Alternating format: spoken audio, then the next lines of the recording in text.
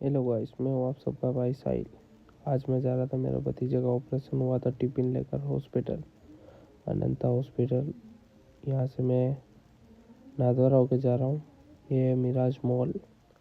पहले मॉल हुआ करता था, अभी होटल बना दी गई है, पर थिएटर इसके अंदर है अभी तक। पिक्चर देखनी हो तो आ सकते हो आप सभी जने।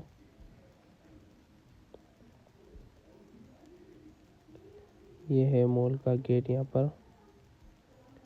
से आप अंदर जाइए और देखिए, बहुत ही अच्छा है मॉल।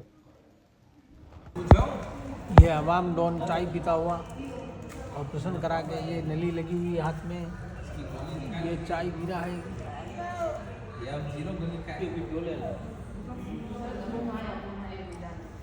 ये भैरवा और ये सालू, ये अल्फेज।